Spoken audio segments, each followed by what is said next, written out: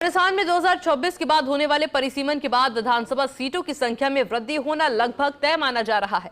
वर्तमान में विधानसभा में 200 सीटें हैं, लेकिन जनसंख्या वृद्धि के आधार पर भविष्य में संख्या बढ़ सकती है। तकरीबन 266 सीटें हो सकती है राजस्थान विधानसभा में। विधानसभा सचिवालय उसी अनुसार नया भवन बना रहा है। इस साल मार्च में बजट पास होने के बाद अगले साल से कार्य शुरू हो जाएगा। मौजूदा भवन में 260 सीटों की व्यवस्था है। 1/3 सीट पर महिला आरक्षण की व्यवस्था भी लागू हो सकती है। रिपोर्ट देखिए। राजस्थान विधानसभा की इमारत देश की विशालतम विधान भवनों में शुमार है।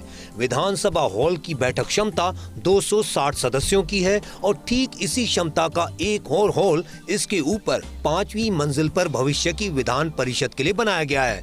इसे विकसित किया जा रहा है भविष्य के संभावित परिसीमन, विधान परिषद गठन और कार्यक्रमों के मद्देनजर। करीब 17 एकड़ में फैला विधानसभा परिसर मार्च 2001 में पूरी तरह बनकर तैयार हुआ था। विधानसभा के 5वें तल पर संसद की तर्ज पर एक नया सेंट्रल हॉल, ऑडिटोरियम और 3D पेंटिंग्स विकसित की जा रही हैं। इसका उपयोग युवा संसद, राष्ट्रमंडल संसदीय संघ द्वारा होने वाली कार्यशाला, सेमिनार, बैठक और संगोष्ठियों के साथ पीठासीन अधिकारियों के सम्मेलन के लिए भी उपयोग किया जाएगा। भविष्य में प्रदेश में विधान परिषद का निर्माण होता है तो उसके लिए भी यह केंद्र हॉल कारगर साबित होगा। विधान परिषद को लेकर भी मांग उठती रहती है। उसके पीछे कारण भी है। केंद्र और राज्य दोनों जगह एक ही दल की सरकार है। पिछली गहलोत सरकार के समय विधानसभा ने विधान परिषद के गठन की प्रतिबद्धता दिखाई थी, लेकिन गठन नहीं हो पाया था। जबकि राज्य की विधानसभा की इमारत में विधान परिषद भवन बनकर तैयार है। तकरीबन 14 सालों से केंद्र के पास प्रस्ताव अटका पड़ा है। राज्य की विधानसभा ने विधान परिषद को लेकर सर्वसम्मत प्रस्ताव पारित किया था। विधान परिषद बनता है तो बीजेपी और कांग्रेस के कई दिग्गज नेता MLC बन सकते हैं। खास बात है, भवन बनकर तैयार है। क्षेत्रफल के आधार पर राजस्थान देश का सबसे बड़ा राज्य है। राजस्थान के कुछ जिले तो देश के कुछ छोटे राज्यों के बराबर है। जाति और क्षेत्रीय अनुपात को बैलेंस करने, सियासी कारणों के मद्देनजर विधान परिषद की आवश्यकता। विधान परिषद बनने से राज्य के प्रतिभा संपन्न और गुणी लोग कानून बनाने में अपनी प्रत्यक्ष भूमिका निभा सकेंगे, जो चुनाव लड़कर आने की स्थिति में नहीं है।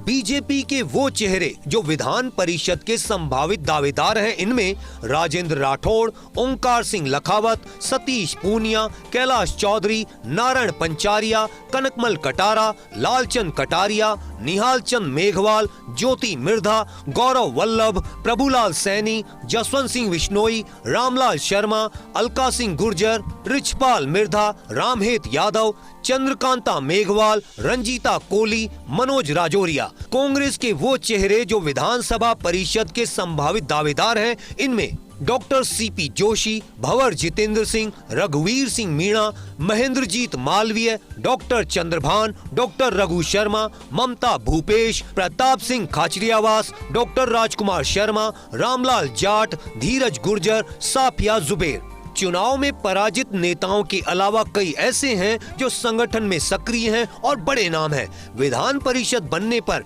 इन्हें भी अवसर मिलेगा।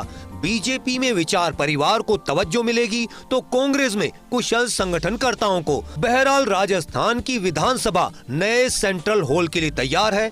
इसकी प्रतिकृति का अर्थ है स्पीकर वासुदेव देवनानी का नया विजन, जो भविष्य का संकेत भी है।